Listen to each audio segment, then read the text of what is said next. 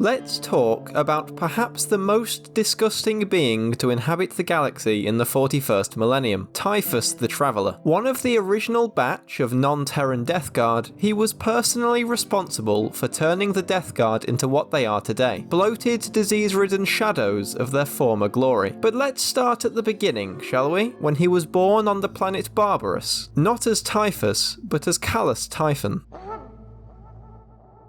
Typhon's childhood was rough, even by the standards of 40k. Barbarus was a toxic hellhole covered in virulent gases, ruled over by a mysterious race of savage creatures known as the Overlords. Either Xenos or human mutants, and most likely Chaos Corrupted, these beings were immensely powerful psykers who used their gifts to oppress the few human settlers, eking out a tribal existence as farmers in the rare habitable regions of the planet. Born as the bastard offspring of a human mother and one of the Overlords, Typhon possessed great psychic might from a young age. Objects would shudder and smash around him whenever he was frightened or angry, and plants would wither and die under his gaze. These powers troubled young Typhon and caused him to be ostracized by the other members of his clan. This might come as a surprise, since humans in 40k are notoriously tolerant. To be fair though, the population of Barbarus had good reason to despise warp-based powers, given the whole enslavement by psykers issue. Despite this, Typhon soon learned to control his powers, conveniently just before he met Mortarion, after the latter had escaped from his adoptive father, the High Overlord Nakar. In fact, young Typhon was the first human Mortarion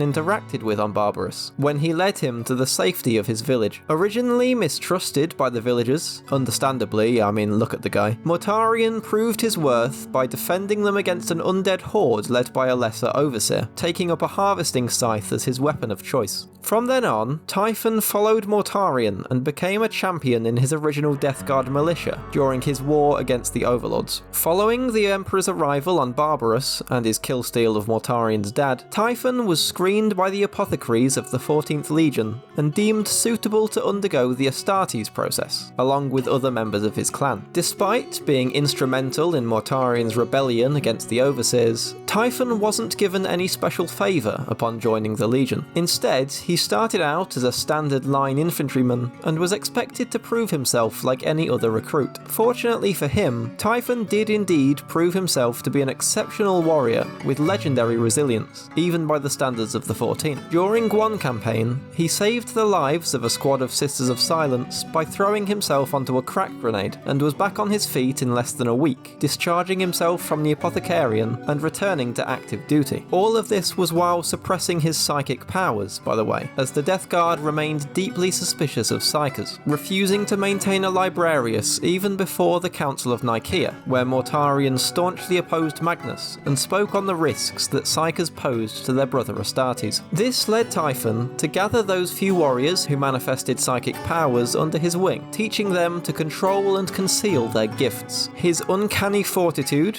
even by the standards of his brothers, quickly earned Typhon the respect and admiration of his peers, and he soon rose to become Mortarion's first captain. Even the Death Shroud, the 49 toughest warriors of the Legion, handpicked by Mortarion as his honour guard, were in awe of Typhon's resilience, and a little fearful of it too, though they would never admit it. As first captain, Typhon gained the notice and respect of Sar Luther of the Dark Angels, with the two developing a mutual admiration for each other's warrior spirit. This relationship will be important later, so I hope you're taking notes. It'll be on the test. So far, this Typhon guy sounds pretty cool, so why do people hate him enough to write comments threatening to unsubscribe if I say nice things about him? What happened to this noble and respected warrior to turn him into the 40k equivalent of Dominic Cummings? Well, as with most of the great tragedies of the Horus Heresy, Erebus happened. While on crusade with the Word Bearers, Typhon was inducted into one of the warrior lodges spreading throughout the legions by everyone's favourite chaplain. The seven-pillared lodge opened Typhon's eyes to both the true potential his legion could reach if they broke free of the Imperium's control, and the power that could be his alone if he embraced Nurgle and his psychic gifts. It's unclear whether Mortarion and the Death Guard would have turned traitor without Typhon. While Typhon certainly opened his primarch's eyes to the idea, there are plenty of hints that Mortarion had been claimed by Nurgle from the beginning, such as the prevalence of Nurgle's favourite number, 7. Remember how many Death Shroud there were? Either way, with both Primarch and First Captain poisoned by Erebus's word words, it didn't take long for the rest of the Death Guard to come round to the idea of joining Horus's rebellion, the notable exception being Nathaniel Garrow, who absolutely mugged Typhon off during the Istvan III atrocity and successfully carried word of the treachery to Terra. Following his embarrassment at the hands of the owner of the biggest balls in the 31st millennium, Typhon led half of the Death Guard in a splinter fleet, leaving Mortarion in command of the other half. Typhon followed the urgings of Grandfather Nurgle and began a campaign against the Dark Angels. After that battle, Typhon was pursued by a Dark Angels force led by Corswain, though he would be sheltered by Luther and his Fallen, who deceived their former brothers and hid the Death Guard fleet among their own vessels. See, I told you that little bromance was important. Throughout all of this, Typhon remained Erebus's little bitch and rejoined his Primarch's forces at the Dark Apostles' command. Mortarion was not yet corrupted enough for Typhon's liking, having very selfishly not fallen to chaos like most of his brothers. Faced with this conundrum, Typhon's reaction was to kill every navigator in the Death Guard fleet. Totally reasonable and justified, I'm sure you'll agree. Claiming they were double agents working for Malcador the Sigillite, he somehow convinced Mortarion that he and his witches were fully capable of travelling through the Imperium. Not the Primarch's smartest move, but to be fair, he didn't have much choice, since Typhon had just slaughtered everyone else capable of guiding the fleet. As expected,